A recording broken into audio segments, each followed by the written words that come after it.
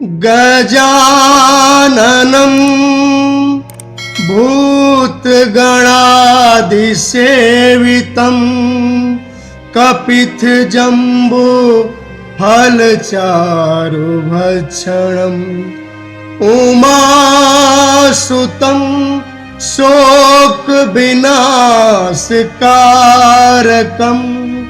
नमामि विघ्नेश्वरपादपङ्कजम्।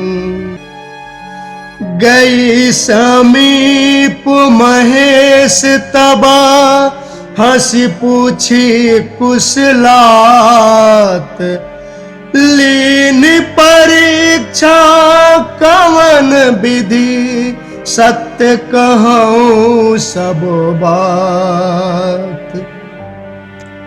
भगवान भोलेनाथ ने हंसकर कहा कि हे सती, तुमने मेरे आराध्य प्रभु श्री राम का परीक्षा कैसे लिया?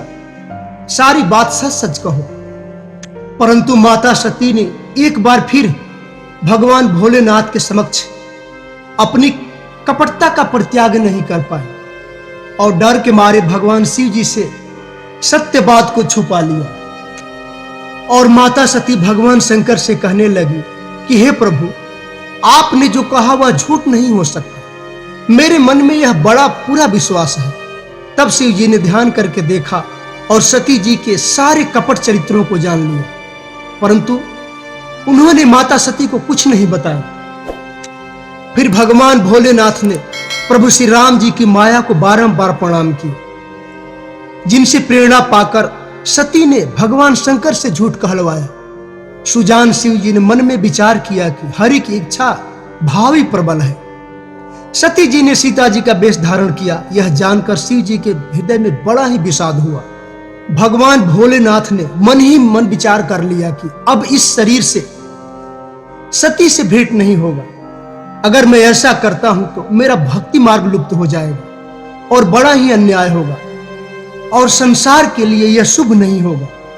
जो अब करऊं सती सन प्रीति मिटई भगति पथु होई अनीति परम पुनीत न जाई तजी किए प्रेम बड़ पापू प्रगति न कहत महेशु कछु हृदय अधिक संतापू।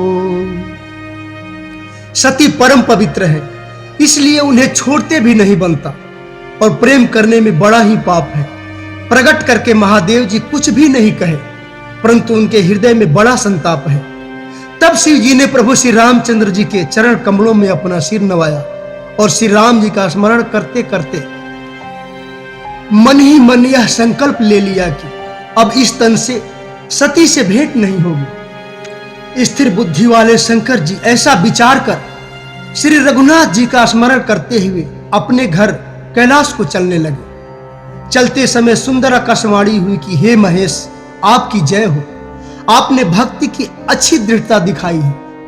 असपन तुम बिनु करई को आना राम भगत समरथ भगवान सुनि नभ गिरा सती और सोचा पूछा शिव ही समेत सकोचा किन कवन पन कहु कृपाला सत्यधाम प्रभु दीन दयाला यद्यपि सती पूछा बहु भांति तदपि न कहु त्रिपुर आराती।